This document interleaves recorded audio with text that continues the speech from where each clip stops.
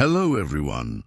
Today, I will tell you an interesting story about an old key, a forgotten house, and a mystery that remained hidden for many years.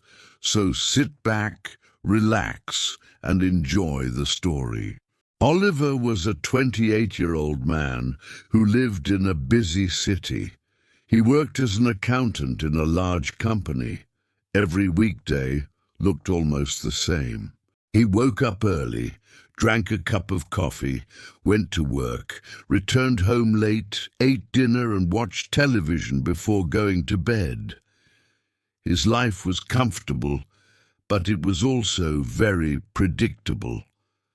Sometimes he wondered if he was missing something.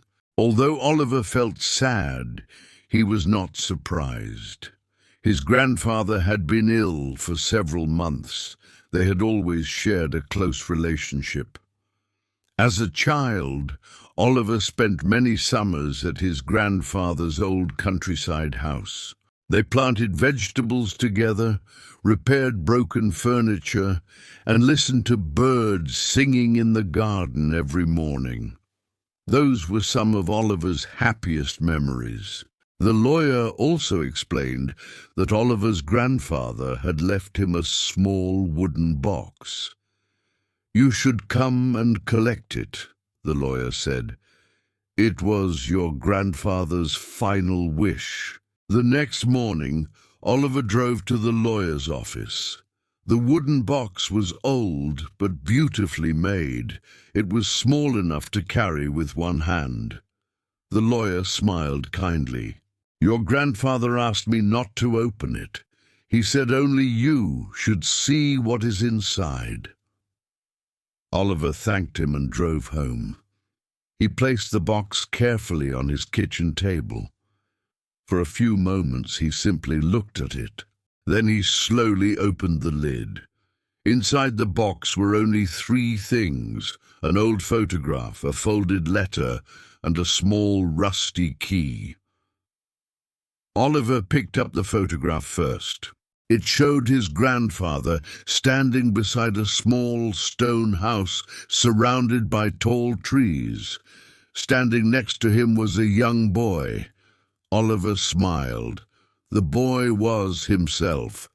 He remembered that day. They had spent the afternoon fishing in a nearby lake. He had completely forgotten about that little stone house. Next, Oliver unfolded the letter.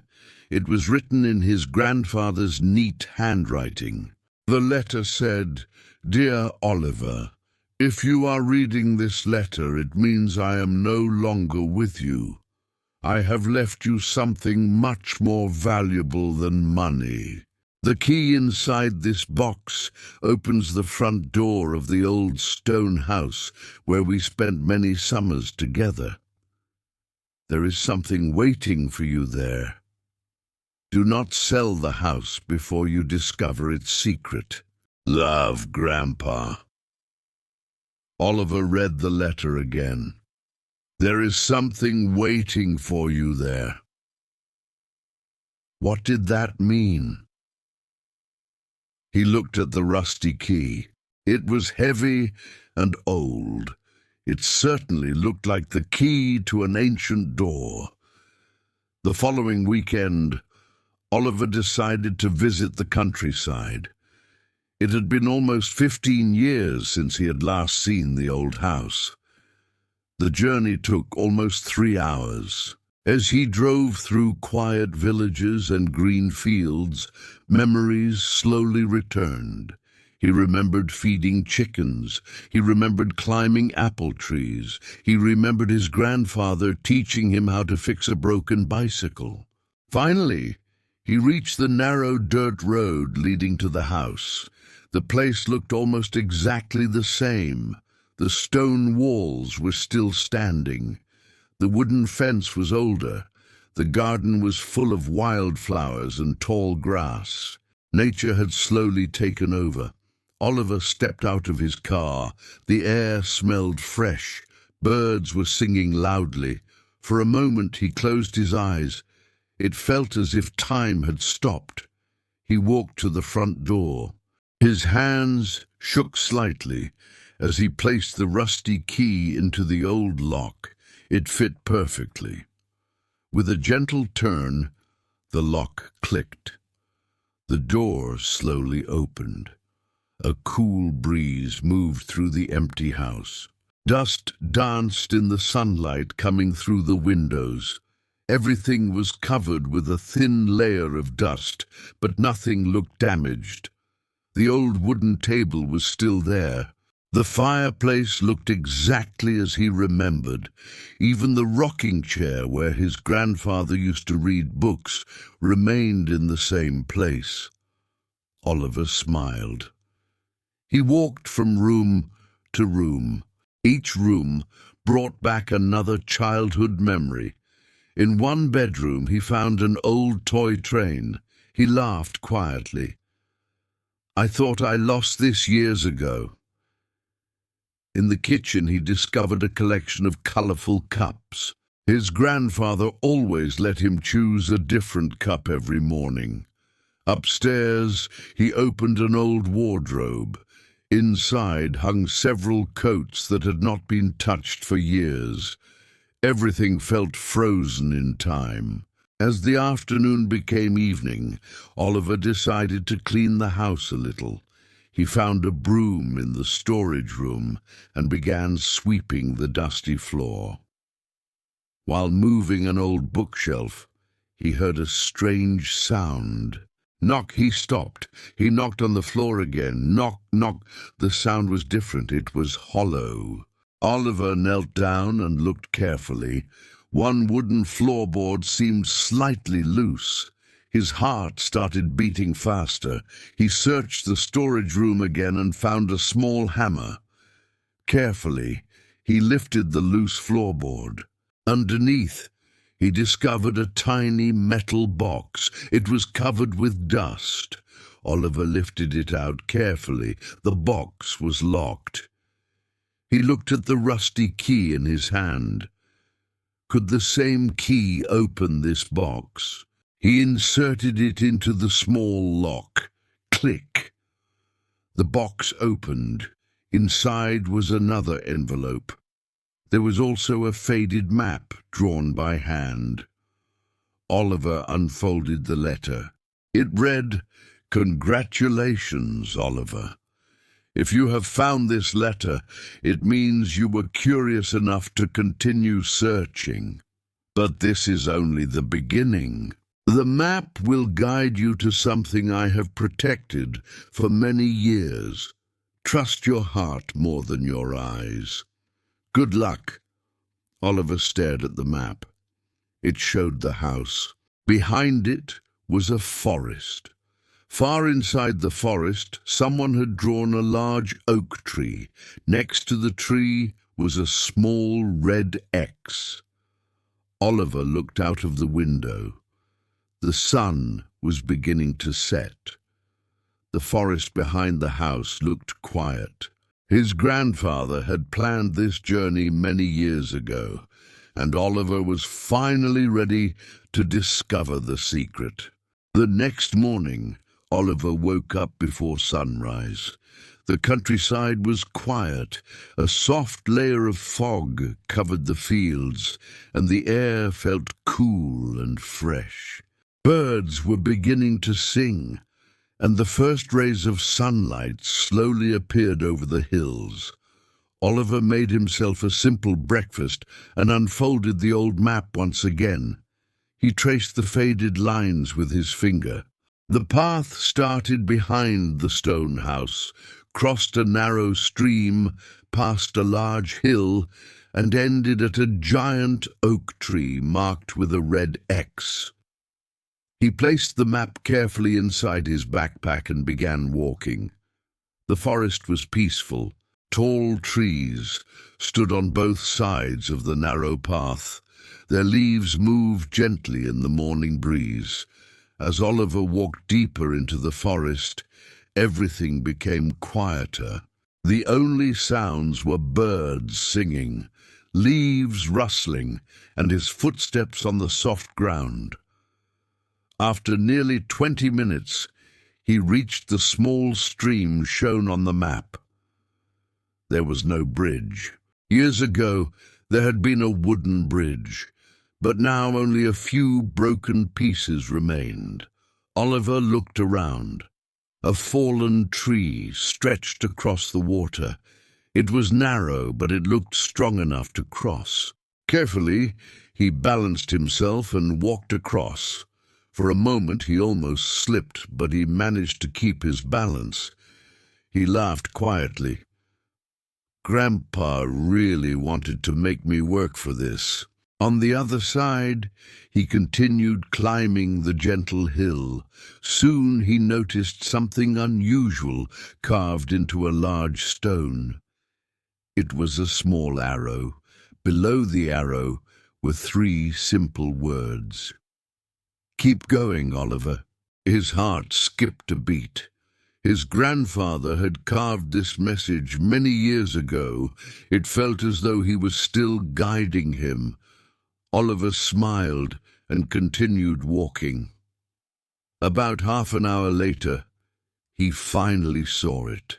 A magnificent oak tree stood alone in a small clearing.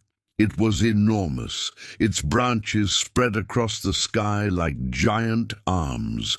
The trunk was so wide that 3 people together could barely reach around it. Oliver compared the tree with the drawing on the map. There was no doubt this was the place. He searched around the tree for several minutes. There was no treasure chest, no wooden box, nothing. He walked around the tree again. Then he remembered something his grandfather often said. When you cannot find the answer, stop looking with your eyes and start thinking. Oliver closed his eyes for a moment. He took a deep breath. Then he looked more carefully. Near one of the large roots, he noticed a flat stone that looked slightly different from the others. He knelt down. The stone moved. Underneath it was a small iron ring. Oliver pulled it gently. A square wooden cover slowly lifted from the ground. Hidden beneath it was a small underground compartment. Inside rested an old metal chest. The stone moved. Underneath it was a small iron ring. Oliver pulled it gently. This time it was not locked. Oliver carefully opened it. He expected to see gold coins or expensive jewelry. Instead, the chest contained dozens of handwritten notebooks, old family photographs, a leather journal, several small wooden toys, a compass, a pocket watch, and hundreds of letters tied together with a blue ribbon. Oliver looked confused.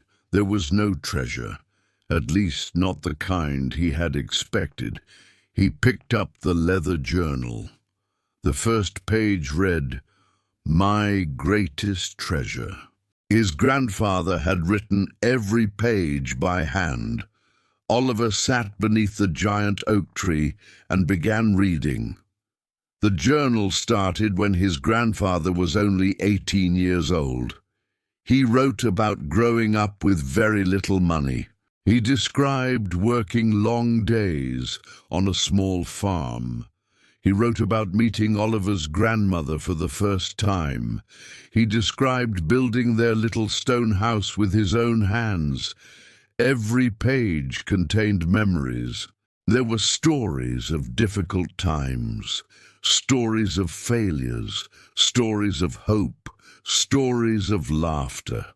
Oliver continued reading for hours. Sometimes he laughed. Sometimes tears filled his eyes.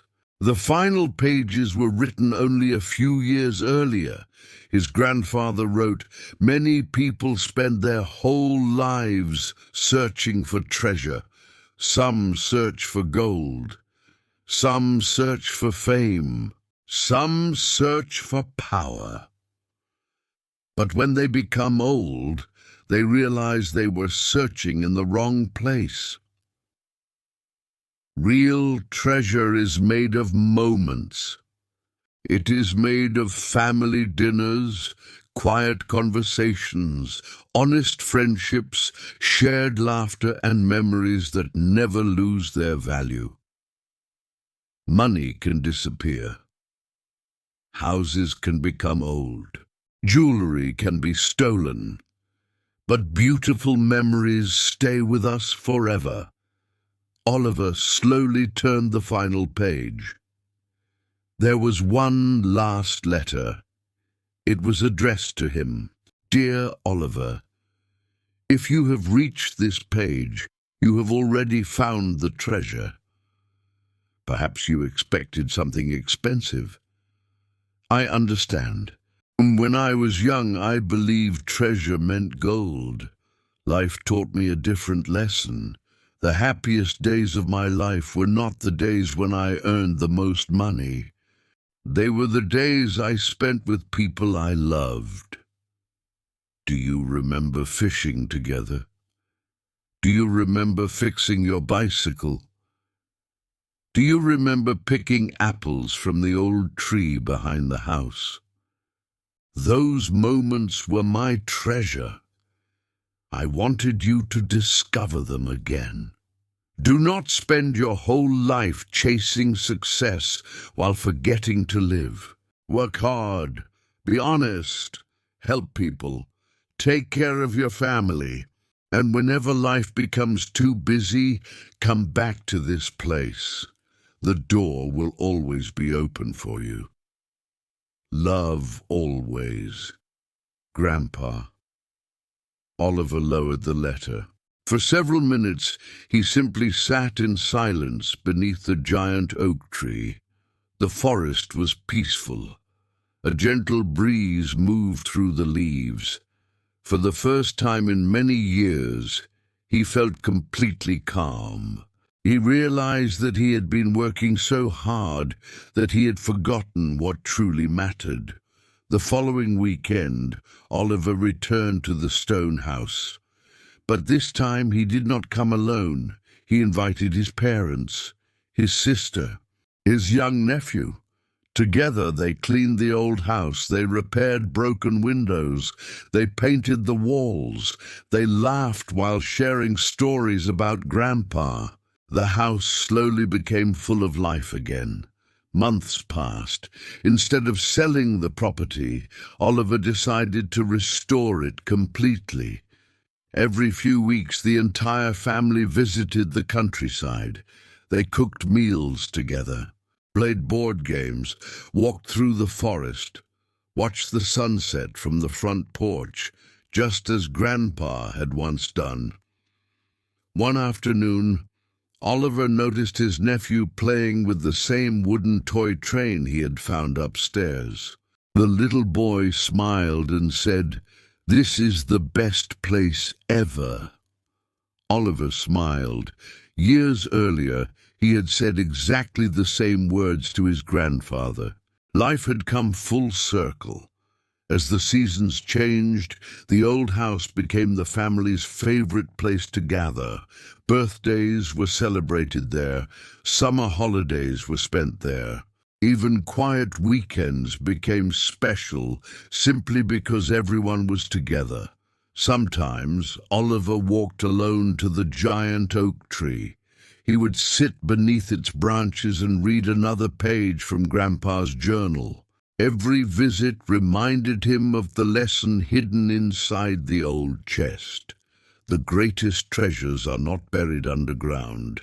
They are created every day through love, kindness, and the time we share with the people who matter most. Years later, Oliver added his own journal to the chest. On the first page he wrote, "Grandpa, your treasure continues." He filled the notebook with new memories, family photographs, stories about his nephew, funny moments, difficult lessons, happy days. He hoped that one day another generation would open the chest and discover not gold, but something far more valuable. Because true wealth is not measured by what we own, It is measured by the memories we create, the love we give, and the lives we touch. And sometimes, the smallest, oldest key can open the most important door of all. If this story touched your heart, remember its simple message. The greatest treasures in life are not found, they are created. Thank you for listening to today's story. I hope you enjoyed it and learned some new English words and expressions along the way. If you enjoyed this story, don't forget to like, share, and subscribe to learn English through stories for more easy and engaging English stories. See you in the next story.